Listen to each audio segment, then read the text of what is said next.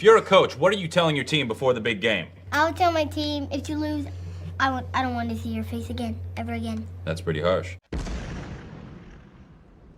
Arsenal against Chelsea at the Emirates this Sunday. It's a final.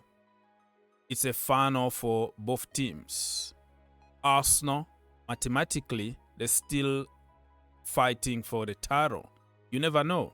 Mathematically, everything is open. Mathematically, possibly. Liverpool might commit some mistakes.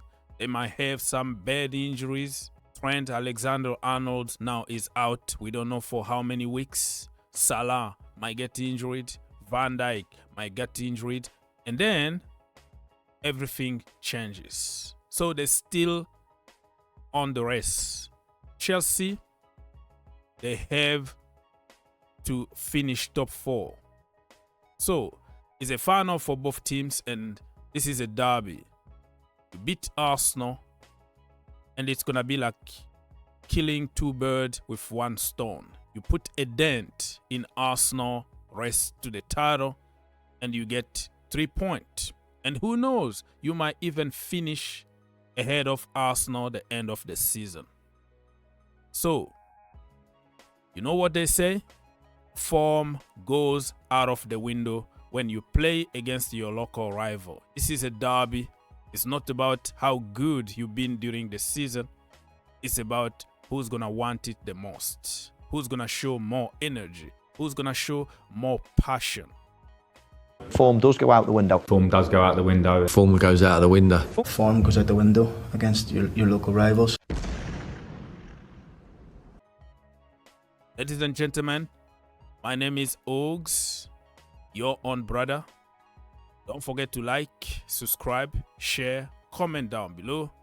Take 1 second only to help the channel, and it will be much appreciated. This video is about my head-to-head analysis between Arsenal and Chelsea in the last few games. Stay tuned until the end and you won't be disappointed. The game is gonna be on Peacock. Sunday, March the 16th, 2025 at the Emirates Stadium. Peacock if you are in the US, 9:30 a.m. Let's go to the nitty-gritty of this video, which is comparing the two teams just to give you an idea how they've been doing in the last few years, in the last few games, so you can have an idea. Let's go to the recent meetings. Recent meetings between the two teams. We're gonna start by the bottom one. November 2022. At Stamford Bridge, Arsenal 1, Chelsea 0. On May 2023, at the Emirates Stadium, Arsenal beat Chelsea 3-1. And then Stamford Bridge, October 2023, Chelsea 2, Arsenal 2 at Stamford Bridge. Remember that. And I think because of Robert Sanchez passing the ball all the time to Arsenal and gifted them the first goal by Declan Rice and the second goal, Malo Gusto, leaving far post as always empty, and Trossard finished that chance. Remember the game? And then last season,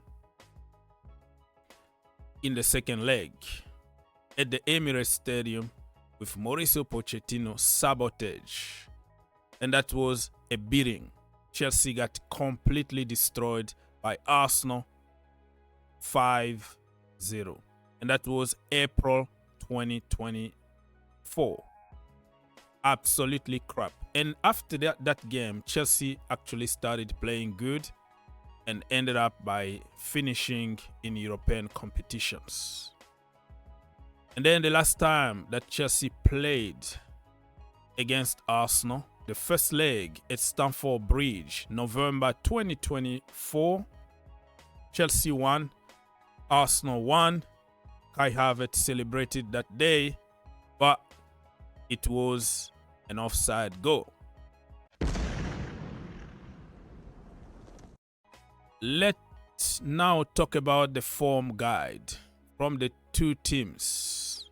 Starting by Arsenal, in the last 5 games in the Premier League, they drew 2, they lost 1, they won 2. And then Chelsea, in the last 5 games in the Premier League, they lost 2 against Villa and Brighton, and they won 3 games against Leicester, Southampton, and West Ham. Season so far, all of them are in top 4. Arsenal are 2nd, Chelsea are 4th. Arsenal won 15 games this season in the Premier League. Chelsea won 14 games. Chelsea drew 7 games. Arsenal drew 10 games. Chelsea lost 7. Arsenal only lost 3 games this season. Let's go to the player statistics between the two teams. In terms of goals, 14 for Cole Palmer, Kai Havertz 9 goals, Nicholas Jackson 9 goals. In terms of assists, Saka 10, Cole Palmer 6, Enzo Fernandez 5. Saka, by the way, probably is not going to be there. I heard that he's back in training, light training, but who knows? Arteta might surprise people and you see Bukayo Saka on the pitch against Chelsea. In terms of tackles, Moises Caicedo is leading both teams by 82 tackles. Thomas Partey, 74 tackles. Enzo Fernandez, 53 tackles. Let's go back and remind you the last game that we played against them at Stamford Bridge in the first leg. 1-1 in the end. Martinelli scored for them 60th minute.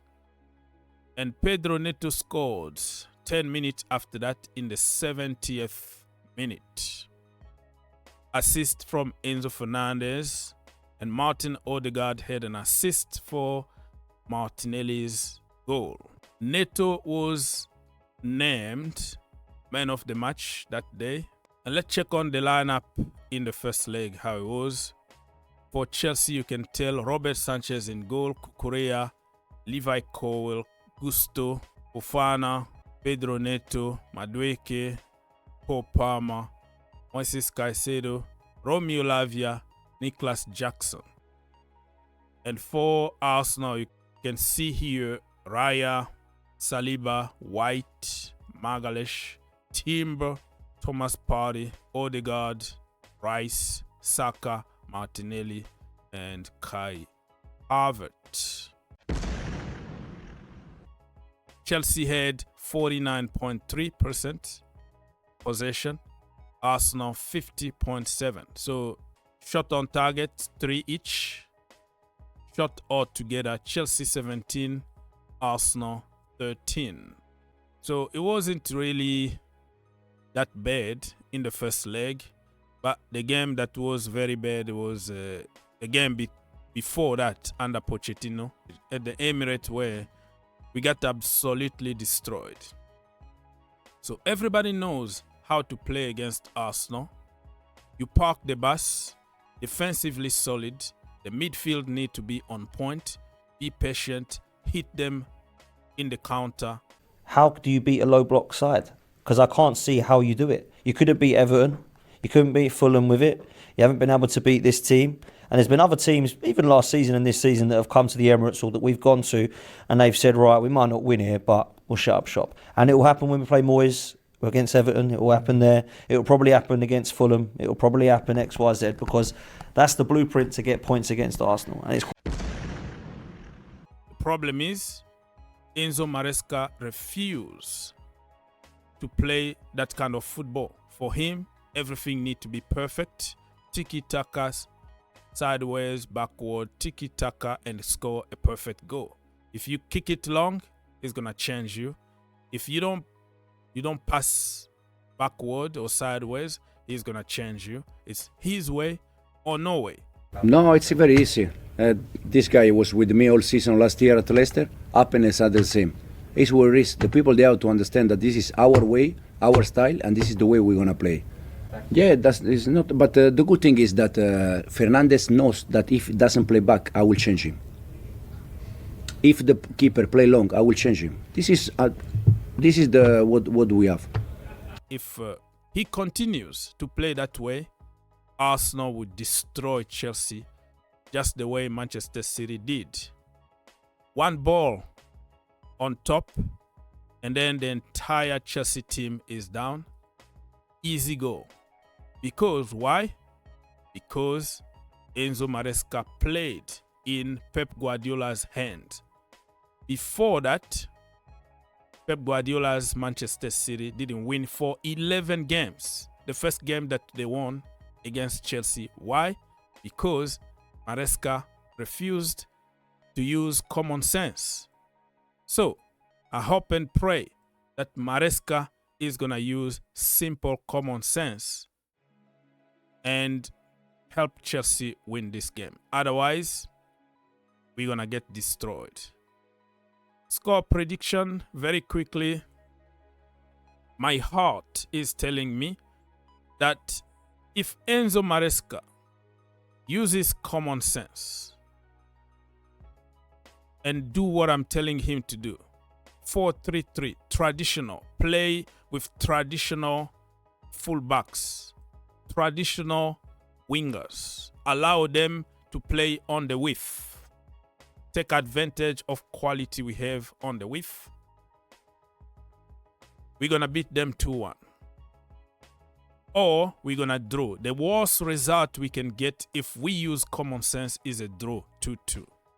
But if Maresca plays that suicidal football, high line, where he did against Manchester City, my friend, I'm telling you right now, mark my word, we're going to get destroyed like kids. We don't have the quality to play that way. We're going to get destroyed the way we did under Pochettino 5-0. So, Maresca needs to listen. Listen to your heart. Listen to your common sense. In this stage of the competition, you don't need to play beautiful football. You don't need to play tiki-taka. It's about getting 3 points at any cost. Play ugly. Get 1-0. Get 3 points. I'm afraid Maresca is going to play this game to the hand of Arteta, and don't blame Nkunku.